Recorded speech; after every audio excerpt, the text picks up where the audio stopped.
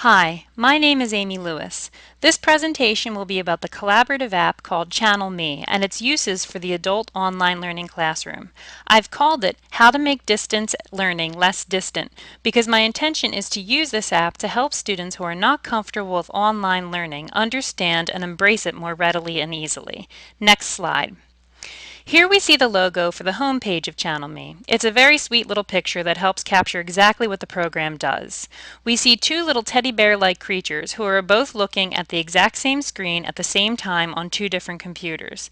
This is precisely what ChannelMe does. The next slide will explain this more, so let's go there. There is not a lot of information available as to the creation of ChannelMe, but it was made in 2011 with customer service originally in mind. However, its possibilities for online learning are limitless, so from now on we'll be using the terms teacher and student instead of customer and business. Basically, ChannelMe allows teachers and students to see the exact same screen content at the same time, which would allow online teachers to troubleshoot any problems a student is having more effectively since the student won't have to try to describe what he or she is seeing and writing and hope the teacher understands. Likewise, the teacher won't have to try to do the same in his or her response to the student. The process to use the program is pretty simple. The teacher would add a widget, or a component, that would allow ChannelMe to function on the website of choice, and each student will receive a personalized connection number. This connection number would allow the student to connect with the teacher and work with him or her in real time. This is a particularly great program for teachers to use online because it is more secure than desktop sharing. While using ChannelMe, students can't see any files I have or access them, and they also can't see any email alerts, so this helps protect any sensitive information I may be storing on my computer or in my inbox. With laws like FERPA really cracking down on privacy leaks, this is extremely important. Next slide.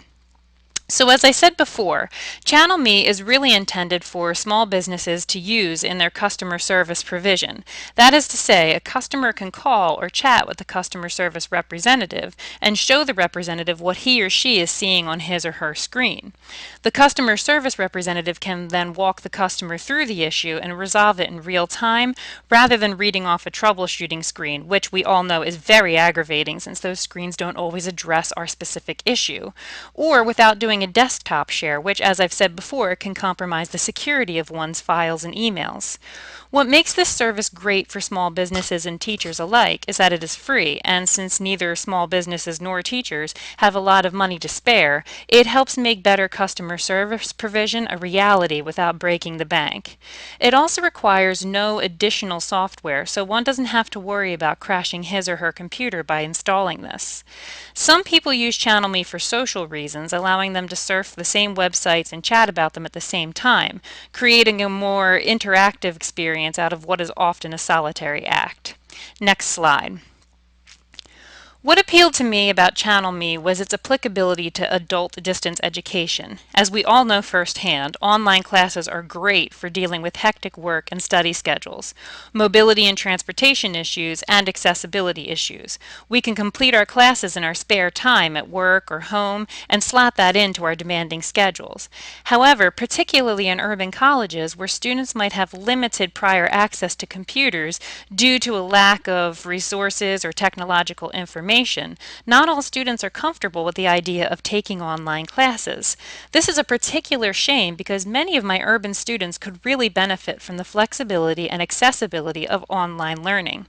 Many of them have demanding work schedules and personal responsibilities, and transportation, physical mobility, and childcare can also be issues. So I am really eager to make online learning something with which urban students in particular are more comfortable.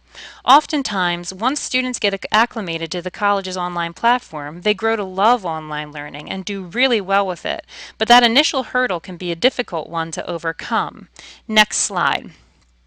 Using ChannelMe, I can guide my students through the website more easily, showing them where to go and access files and features, and how to open those files or features once they get there. Once students can see online learning is not a threat but rather a benefit, they will be more inclined to take future online or hybrid courses, courses that help them meet online and in person, which might help them graduate more quickly since they'll have greater flexibility in their course scheduling options. Most importantly, though, it can help alleviate the fear that online courses have no human component.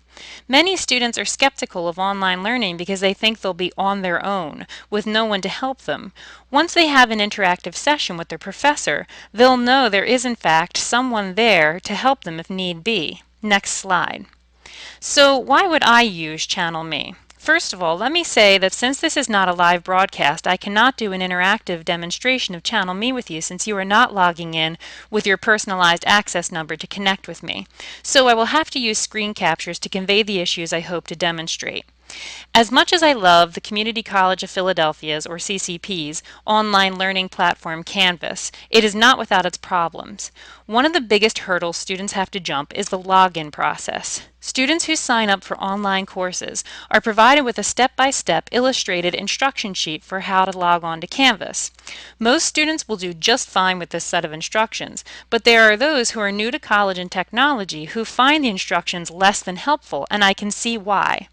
To begin with, you'll notice that the students are asked to put their username above the one field, but then they're asked to write their email address inside of it. These are two very different things, which is confusing for students. Furthermore, it's not until you look down at the bottom of the page that you see in very light blue font, printed on a background very small, that the instructions for Canvas for people who have never been on Canvas before or who have lost their passwords are there. I'm guessing the designer never went through the accessibility checklist. Students easily miss this and assume the username and password are the same ones they use to log on to the college's banner site, which is not true. So oftentimes the students' efforts at online education are thwarted before they can even get past the first page. There is also some confusion with how Canvas sends out students' passwords once they've started the login process, so this can be a real mess. It's already frustrating enough walking this process through in a classroom full of students who are on campus, but trying to do this over email is just ridiculous. So with ChannelMe, I can help the student get through this step-by-step process before they get disgusted and drop the course. Next slide. Once we've logged into Canvas, there are further issues. Again, these are all issues that can be resolved with ease in person, but over email it's a real challenge. Aside from the sheer number of words it takes to describe what one is seeing and express a problem, there is also the issue of not seeing the same layout students do. Here is what I see. It's very nice and clean in its design, but the student layout is quite different. For FERPA reasons, I cannot show you a screen capture from a student screen because there is too much private information for me to broadcast, but the layout of their screens and mine is very different. Next slide. Canvas seems to offer a remedy by providing a student view, which I can access by going into the course settings page and clicking in the top right-hand corner.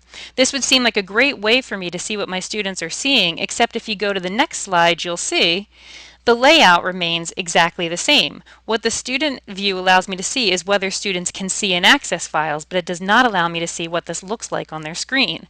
This is particularly problematic when I try to explain to students how they can see the comments I've written directly onto their essays using a Crocodoc feature, sort of like Canvas's version of track changes, or how to see the filled-in rubric I've sent them. Accessing these features is not very intuitive on Canvas, so students need help. Unfortunately, I cannot see what they do, so walking them through the process blindly is a real problem.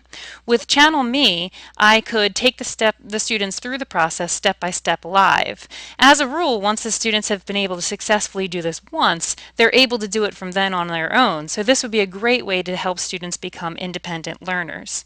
Next slide. Currently, this is what students have to refer to when they need help. This is a frequently asked questions page for Canvas, and it's just a small piece of it. Now, for many students, this will work and they will get their answers from here, but from those who are new to college and online learning, this can be really daunting and overwhelming, so I like the idea of having ChannelMe there as an additional resource for help. Next slide. In conclusion then, ChannelMe could be a really helpful tool for online learners. It can help students feel they have a better connection with their professors and eliminate that feeling they're on their own in the wilderness when they take an online class. It can save time and frustration by enabling students' professors to work through problems in real time together as opposed to sending very long and laborious emails to each other, trying to convey very visual information with words, and having to wait for each other's responses to determine whether the attempt has been successful. It helps professors feel more real to students, which is important since we want our online students to feel they're getting the same education as their on-campus counterparts. It can also help students get more comfortable with online learning platforms so they find these platforms less threatening.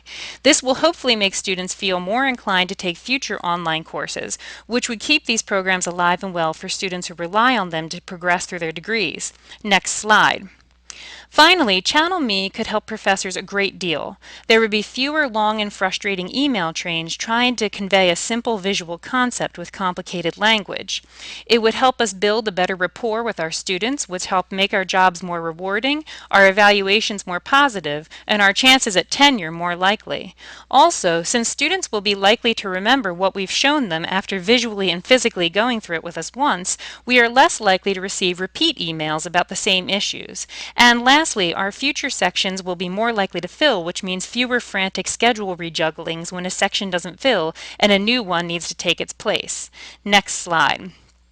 So in the end, ChannelMe makes our distance education classes more accessible for students with personal and professional obligations and limited technological experience.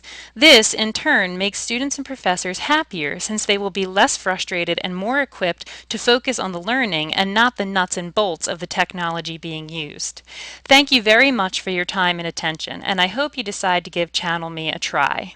The end.